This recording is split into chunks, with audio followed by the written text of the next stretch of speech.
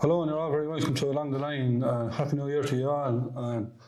We've a huge show starting here now for 2022. We're joined by Michael Towie, the chairman of Tipperary LGFA, and Peter Creedon, the manager of Tipperary senior football team. Happy New Year, lads. Happy New Year to us. Michael, huge news for Tipperary LGFA about to be announced. Yeah, we're great. We're delighted to announce tonight that we have entered into a 3-year partnership with CK Streaming for exclusive streaming rights for all our club games, which is brilliant. It's followed on from last year's very successful partnership, which we live streamed over 40, nearly 50 plus games, right ranging from under 12 right up to our county senior A final. And it was a great success for us, and we had great coverage for all our clubs right across the board. We've 31 clubs in Tipperary, and it was very well received, and it's brilliant, and we're delighted to continue our great work relationship, and that has started with CK Streaming last year.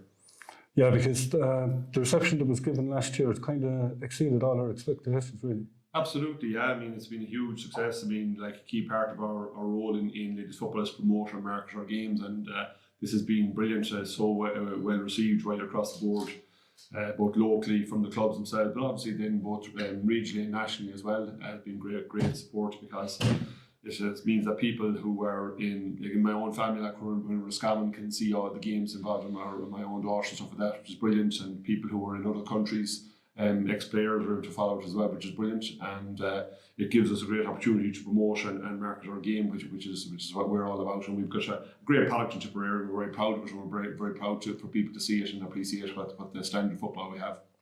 Yeah, and like as you said, it's going to be from under 12 right up to senior, so huge exposure for them all. And not only that, there's a lot of players there that their parents, grandparents, aunts, uncles, things like that would never have seen them up until last year. So yeah, absolutely, coming on from that. Yeah, no, it was great. I mean, the feedback we've got, I mean, we've people there who've cocooning for various reasons with maybe medical conditions. There's people there like who are in nursing homes who get to see grandchildren play and stuff like that. And we've had there was a case last year. There was an aunt in Australia who never saw her niece play, and it was brilliant. And I know the buzz from the players who talk to them, the excitement they have when their games being featured, being broadcast. I mean, they feel like they're superstars, and they are, because for that game, it's an Ireland final for them, and it's great, the profile it brings. And look, it's brilliant, because the profile of female sports has been brilliant, and especially this year with the likes of Rachel Blackmore, what she's brought to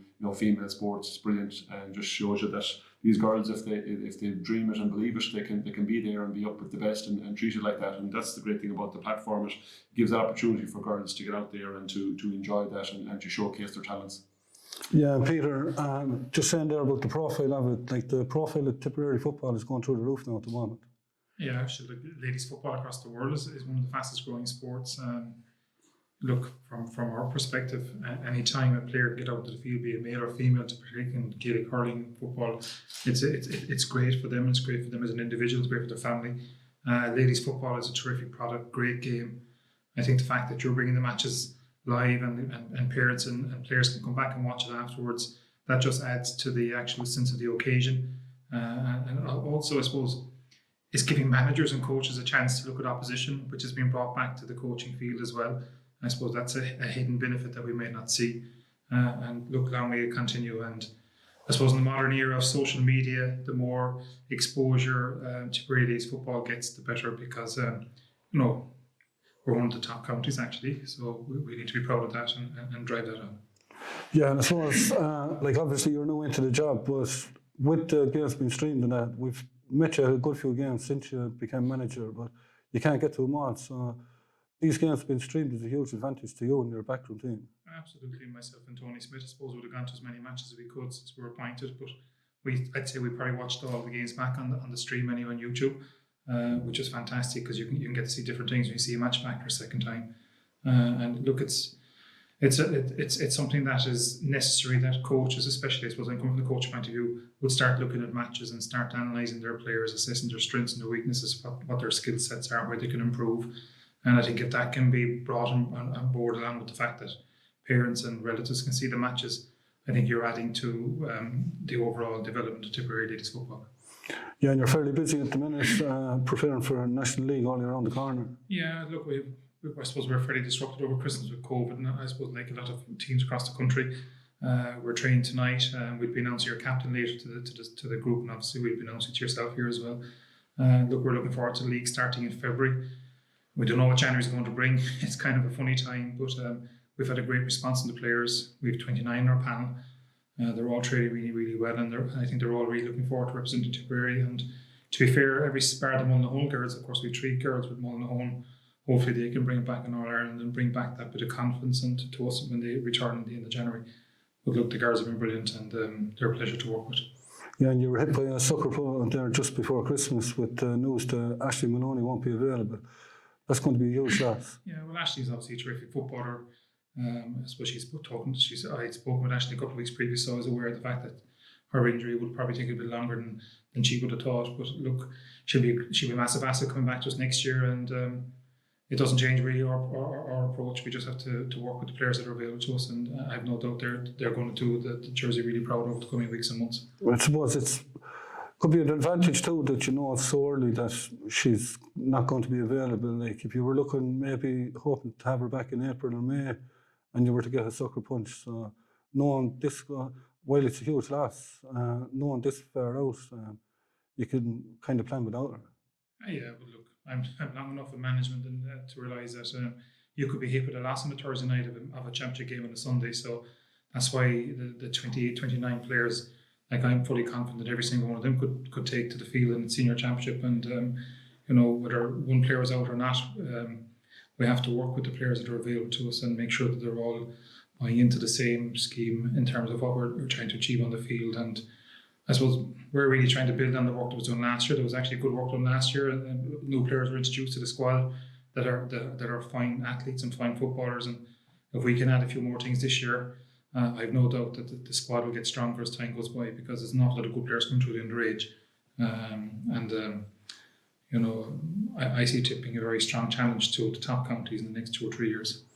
Yeah, and I suppose, Michael, we've seen Aherlow get to a Munster senior final. It just shows how strong football is in Tip. And as Peter said, with Mullinahone in a couple of weeks in an All-Ireland semi-final, we'll be hoping that they can go another step and onto an All-Ireland. Absolutely, yeah. No, the club game in Tipperary is very strong. I mean, as I said there, like, I mean, Aherlow went down and bet Southern Gales in the semi-final of the Senior A Championship in Munster, and obviously met Mourneabbey them in the final, and obviously Mourneabbey were a stronger outfit, and look at their, you know, they've been knocking on that door for a long time and compete at that Ireland level, and look at that's where you aspire to, but it's great to see them being up there and being competitive. It's brilliant. It's good to see our Tipperary teams taking on Cork and Kerry teams and beating them. It was somebody in our county minor team last year. We bet Kerry in the semi-final and went on to play Cork in the final. And that's where we need to be at the underage scheme, you know what I mean, taking on at the A grade and be competitive there. And similarly too, like, it's great to see again Mullinahone had a great run so far. Brilliant to see them as Munster Junior A champions, beating both Castlehaven of Cork and then MK Gales of Kerry in the respective semi-finals and finals.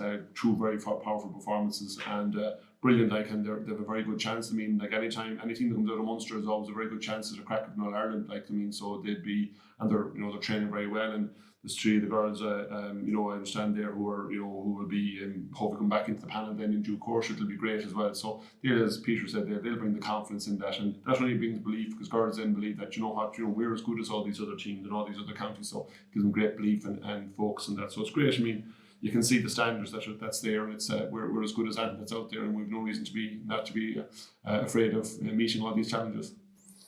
Yeah, and I suppose, Peter, Mullinahone, they went over the border for a couple of Kilkenny and Camogie stars. It's hard to try and bring them back over the border as well. Sure, listen, I think one or two of them, one of the girls has one player of the year in Camogie a couple of years going. But look, anytime you get to an All-Ireland series at any level, you want to do your best as a club to win it, because those opportunities don't come around too often. And I suppose, look, my job is to try and get the Tip Senior Ladies to that position. They've shown that they're well capable of winning intermediate titles. I think the next step now is to try and see, can we challenge for the Senior A title. And look, we're there with, you know, I think probably 10 or 11 placed at the moment. I think the next challenge is to get up to 5 or 6 and then push on to get up to the top 3.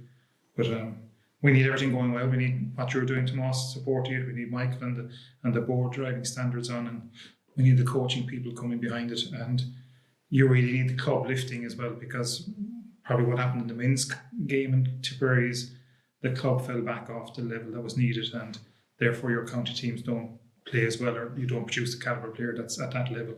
So it's really important that the clubs continue the good work that they've been done.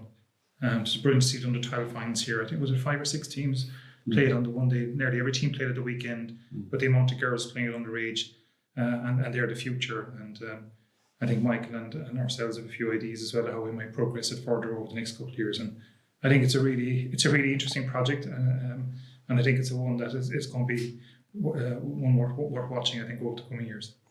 Yeah, we wish you the best of luck, Peter, and look forward to meeting up with you plenty of times over the year.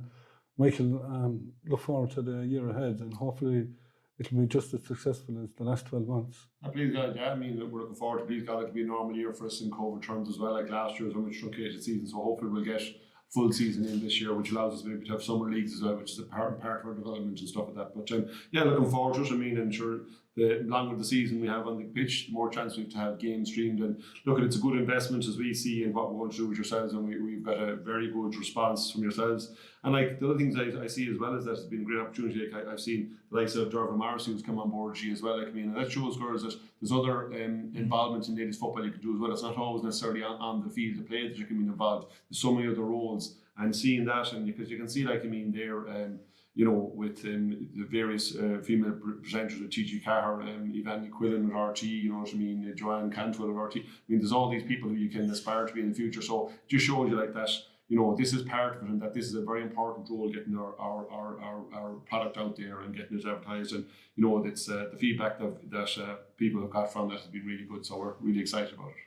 Thanks, Michael, and we look forward to working with you over the year. Okay, thank you. Well, 2 girls that will have a big say on the destination at the championships in Tipperary during the year, Maria Curley and Anna Rose Kennedy.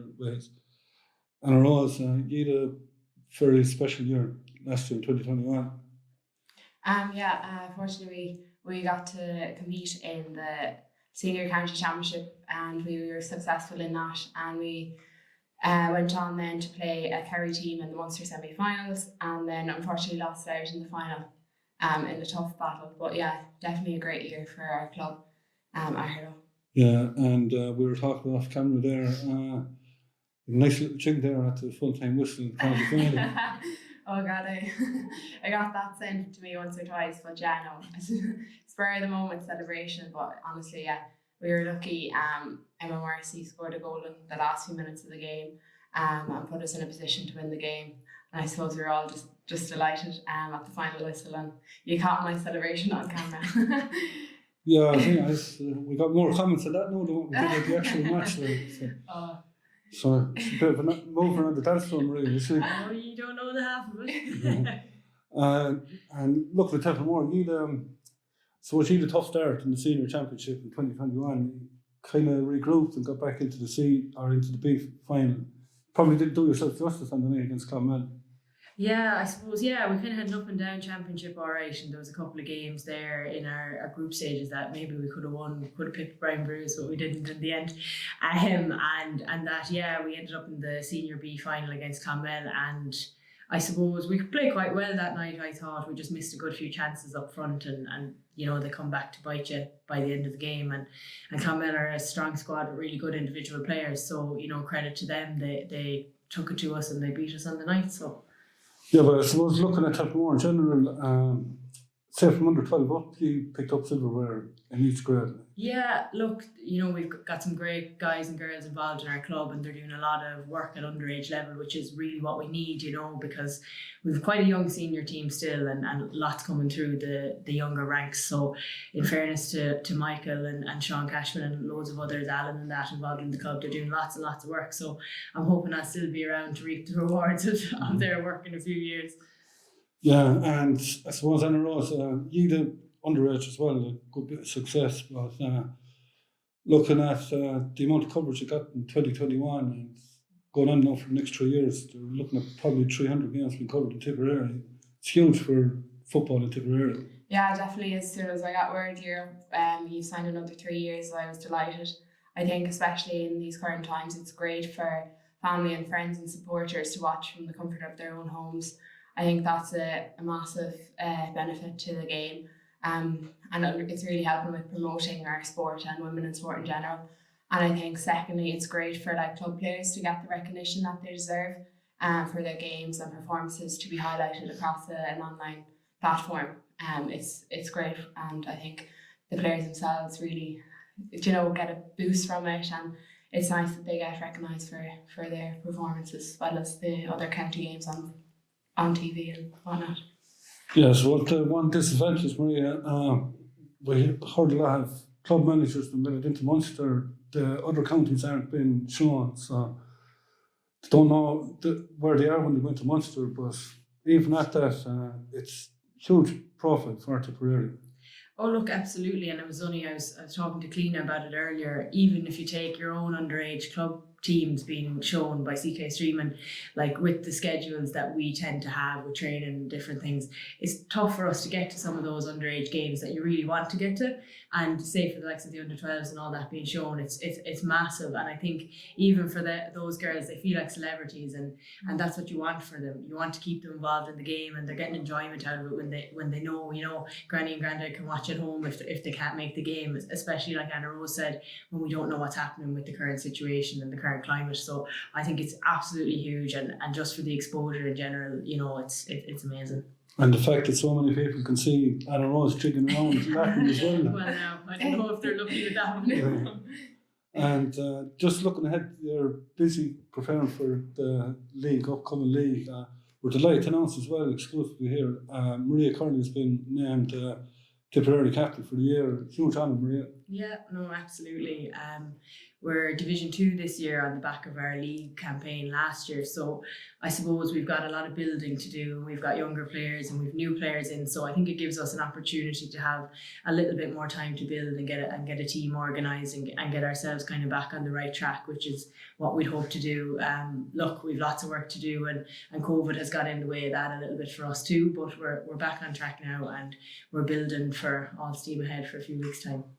Yeah, they're big shoes to fill. There's been a lot of big players that have taken on that captain's armband over the last few years. Yeah, no, absolutely. Look, Sam was our leading captain for years. Myself and Anna Rose hardly know any different because we were under Sam for so long, and she was an amazing captain from start to finish. So particularly because she held the reign for so long, so I'll have big boots to fill with that. And look, we all know Maloney last year. She did an excellent job. Unfortunately, she's still out with her injury. So look, a big job for me, but one I'm delighted to take on. Yeah, because you've Kerry in a couple of weeks. This is the first game. You've Clarendon at home and Laois away. So you're going to be targeting them. Like, Division 2 promotion is probably the big quest in the early stages of the year. Yeah, well, look, we'll take one game at a time, and I suppose we went out and we played Kerry last year in our first relegation game, and they did give us a good bit of a beating, so we won't be expecting anything too crazy off it. We'll give it a good go. We'd hope to give them a surprise. Maybe we will, maybe we won't. We just don't know yet. But look, we'll give it our best shot anyway, and we'll just take it one game at a time. Once we get over Kerry, we'll then start to prepare for our next game. But Kerry is our main focus for the moment.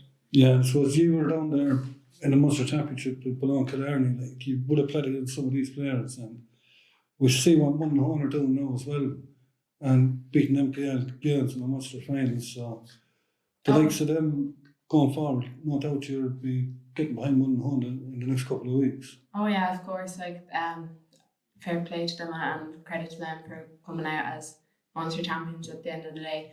But no doubt we'll underestimate any player or any team that we come across. As you said, they have a strong team, and we'll just focus on them until that game, and then we'll look past that. Yeah, well, I wish you the best of luck, girls, for the year, and we look forward to talking to you over the coming weeks and months. Thanks very much, and thanks for the support. Well, after dipping our toes into the commentary over 2021, we're delighted to say that joining us for the full year in 2022 is Dervla Marcy. Dervla, looking forward to it? Yeah, absolutely. Even last year I enjoyed doing all the games. Like, it was such a nice experience for myself, and even like so many girls like my age, they started watching it, like, hearing like one of their friends say that I was playing football with them do it, and they were all watching all the matches as well, like, and they were saying that it's such a nice experience for me, and I'm delighted now to be part of it again now this year. Like, So I can't wait for all the games. Yeah, and we had a couple of great championships last year. So looking at this year now, I suppose just looking at a couple of championships, the Junior A, like Mullinahone are going up intermediate, so that Junior A championship is going to be a wide off this year. Yeah, absolutely. Like even like ourselves at home, we're still in that again this year. So you know, it'll be wicked high competition there between all the teams. Like seeing what Mullinahone done out of Junior A, all the teams in Junior A this year will want to try and do something along the same lines. So it'll be just very, very competitive. Yeah, because we've seen Mine Tambletouty kind of kicking themselves last year and kind of let it slip. They'll be looking to build and not make the same mistakes as 2021. Yeah, absolutely. Like they're a wicked good team as well. Like they were just so unlucky this year. So every game, I think that all the teams play will be, it'll be nearly like a final for them. They'll always want to come out and as a winner, like so. Yeah, because not much between most of them teams, like so. That's going to be a real open championship. Oh, it is, yeah. Like even say for the likes of the age, even in them teams, like you have a lot of the young players and you have a mix of young and old, like, and that's for all the teams in Junior A, like so.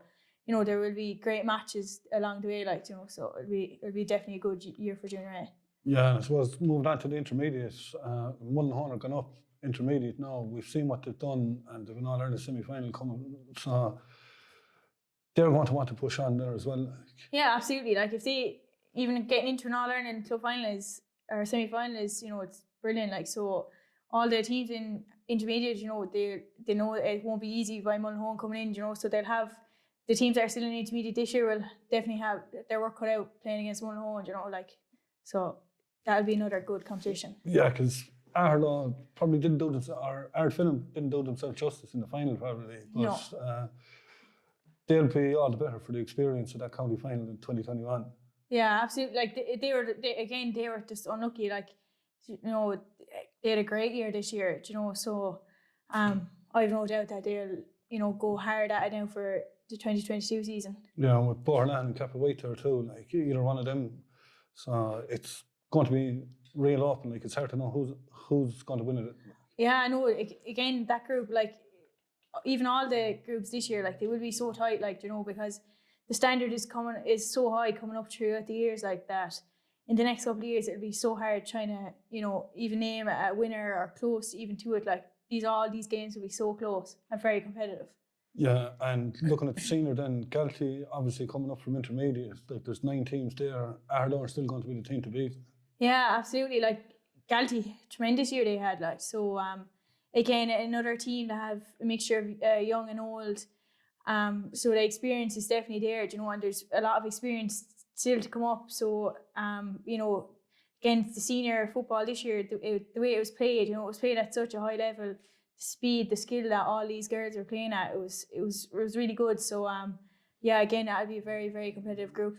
Yeah, because Brian Brews are going to be sore after the way they lost the county final as well. Yeah, absolutely. They're not good. They've been there a while now, so they're not going to be wanting to lose another one. So they'll definitely go hard at it, head down and drive on. I say to want to win a senior A this year. Mile Rovers as well. Like Mile Rovers, they just can't get over the line, and they're going to go all out again. Like so. Oh, they will, yeah. And I don't think they're going to lose any of their players. They're still going to have their same team. Hopefully anyway, because they have a great team as well. So yeah, all these teams will really want to do their best in senior, so that'll be a very competitive grade this year. Yeah, it's probably too early in the year to put a prediction in the championship. Too early, yeah. We're trying to see a few of the games first, like because it could honestly go anyway this year. The way things are going, like with injuries or COVID or whatever, you could be missing a few players. So honestly, it could just go anyway this year. Yeah, well, it's certainly a year well worth looking forward to. And don't forget, we're going to have live and exclusive coverage of all the games this year and for the next 3 years. It's plenty to look forward to with CK streaming. Don't forget to check us out on our social media and subscribe to the YouTube channel to keep up to date with all the games. And just want to thank Michael Towie and Peter Creedon for being with us, and Maria and Anna Rose, and wish all them the best of luck for the year. And we'll talk to you all again very soon.